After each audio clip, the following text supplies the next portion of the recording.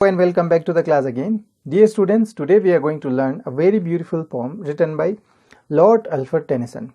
Lord Alfred Tennyson was born in the year 1809 and he died in the year 1892.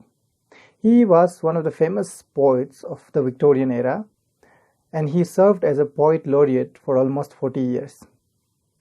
The poem which we are going to learn in today's class is called The Brook. ये एक ऐसी pome है जिसमें एक Brooke यानी कि एक झरना अपनी कहानी खुद अपनी ज़बानी हमें सुनाती है। एक झरना वैसे बोल तो नहीं सकते, लेकिन पोइट ने इसको पर्सोनिफाई किया है, ह्यूमन क्वालिटी दिया है, ह्यूमन कैरेक्टरिस्टिक्स दिया है, as if it is a human being, कि ये अपनी कहानी खुद अपनी ज़बानी बता रही है। Dear students, before starting the poem let's understand some difficult words. तो सबसे पहले शुरू करते हैं हॉन्ट से। HAUNT, हॉन्ट मतलब वो जगह जहाँ हम बार बार जाते रहते हैं। Frequently visited places are called haunt. तो बिक्कर है, बिक्कर दूसरा वर्ड, जो बिक्कर का मतलब है शोर मचाना। ब्रिमिंग मतलब भरा हुआ। हेजल कवर्स कुछ प्लांट्स हैं यहाँ पर अलग किस्म के। स्किमिंग स्वेलोज कुछ बर्ड्स हैं। मर्मर मतलब बड़बड़ाना है। लिंगर मतलब धीरे धीरे चलना। लॉइटर मतलब बेवजह घूमना। तो थॉप जो है THORP, थॉप यहाँ पर गांव के लिए इस्तेमाल हुए हैं, छोटे छोटे विलेजेस के लिए। Coot and hern are some of the water birds, कुछ वाटर बर्ड्स के नाम है कूट एंड हर्न। चैटर मतलब बक बक करते रहना, चैटर चैटर करते रहना। अच्छा, लस्टी ट्राउट एंड ग्रेलिंग जो है ये मछलियाँ हैं। फॉरगेट मी नॉट्स ये एक फ्लावर का नाम है, जैसे रोज़ फ्लावर है, सन फ्लावर, लिली फ्लावर होते हैं, उसी तरह से एक फ्लावर का नाम है फॉरगेट मी नॉट। और ब्रेम्बली मतलब कांटेदार झाड़ियाँ जिनमें बहुत ज़्यादा कांटे हो, ऐसी झाड़ियों को हम ब्रेम्बली बोलते हैं। तो विल्डरनेस का मतलब है सुनसान और वीरान जगह। ठीक है। फेलो यहाँ यूज़ हुआ है बंजर ज़मीन के लिए, FALLOW, फेलो। ठीक है, चलिए students, so let's read the poem. I request all of you to look at the poem and listen it carefully. I come from haunts of coot and hern, I make a sudden sally, and sparkle out among the fern to bicker down a valley. By 30 hills I hurry down, or slip between the ridges, by 20 tops a little town and half a hundred bridges. Till last by Philip's farm I flow, to join the brimming river, for men may come and men may go, but I go on forever. I chatter over stony ways, in little shops and trebles, I bubble into ebbing bays, I babble on the pebbles. With many a curve my banks I fret, by many a field and fallow, and many a fairy foreland set, with yellow wheat and mallow.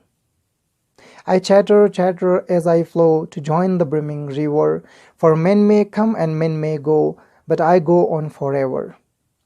I win about and in and out, with here a blossom selling, and here and there a lusty trot, and here and there a growling, and here and there a foamy flake upon me as I travel, with many a silvery water break above the golden gravel, and draw them all along and flow, to join the brimming river, for men may come and men may go, but I go on forever. I steal by lawns and grassy plots, I slide by hazel covers, I move the sweet forget-me-nots that grow for happy lovers. I slip, I slide, I gloom, I glance among my skimmy swallows, I make the netted sunbeam dance against my sandy shallows. I murmur under moon and stars in brambly wilderness, I linger by my shingly bars, I loiter round my crevices. And out again I curve and flow, to join the brimming river, for men may come and men may go, but I go on forever, but I go on forever. So dear friends, how beautifully words are used in this poem. Now let's go for the explanation. I come from haunts of coot and hern, I make a sudden sally, and sparkle out among the fern to bicker down a valley. मैं उस जगह से आती हूँ जहाँ कूट और हर्न अक्सर विजिट करते हैं, और मैं अचानक स्पीड पकड़ लेती हूँ और नीचे वादी में गिर जाती हूँ. By 30 hills I hurry down, or slip between the ridges, by 20 tops a little town and half a hundred bridges.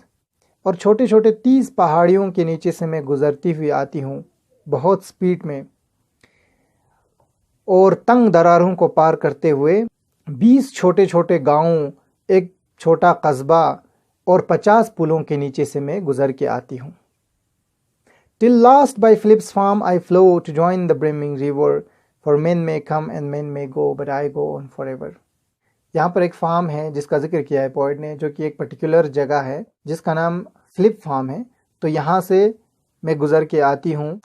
I chatter over stony ways in little sharps and travels, I bubble into wedding bass, I babble on the pebbles.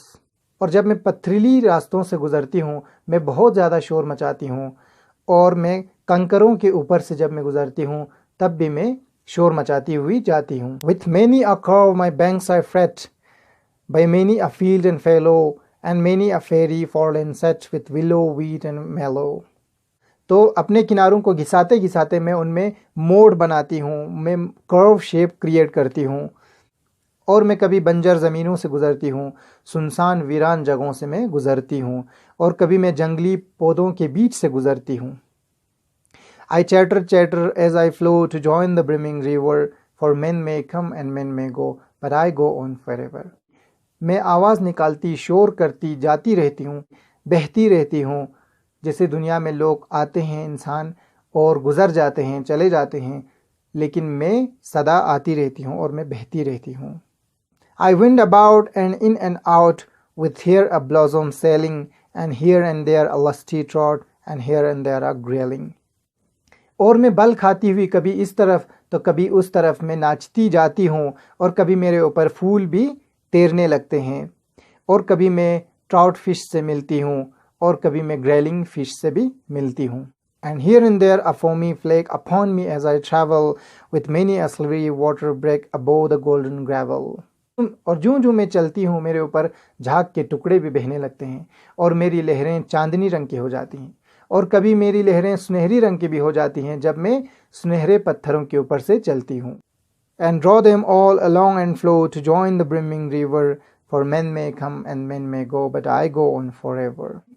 तो जो भी चीज़ें मुझे रास्ते में मिलती हैं, फूल, झाग, इन सब को मैं अपने साथ ले जाती हूँ, और जाती हूँ मैं उस नदी को ज्वाइन करने के लिए, उसमें समा जाने के लिए जिसमें पानी लबालब भरी हुई है। I steal by lawns and grassy plots, I slide by hazel covers, I move the sweet forget-me-nots that grow for happy lovers. और कभी मैं खामोशी से गुजर जाती हूँ घास के मैदानों के बीच से, और कभी मैं गुजर जाती हूँ जैतून के बाग के बीच से, और कभी मैं छू के जाती हूँ forget me not flowers को, जो कि उगते हैं प्यार करने वाले लोगों के लिए। I slip, I slide, I gloom, I glance among my skimmy swallows, I make the netted sunbeam dance against my sandy shallows. और कभी फिसलती हुई सरकती हुई मैं गुजर जाती हूँ, और जब मेरे ऊपर सूरज की किरणें पड़ती हैं तो मैं उन्हें नचाती हूँ। I murmur under moon and stars in bramble wilderness, I linger by my shingly bars, I loiter round my cresses. और जब रात होती है तो चांद तारों के नीचे से मैं सरसराती हुई निकल जाती हूँ, और कभी झाड़ियों और बयाबानों के बीच से मैं निकल जाती हूँ, और कभी फूलों और झाड़ियों के बीच से मैं गुजर जाती हूँ, और कभी मैं बड़े चट्टानों के पास से गुजरती हूँ, और कभी मैं पौधों के इर्द गिर्द घूमती रहती हूँ।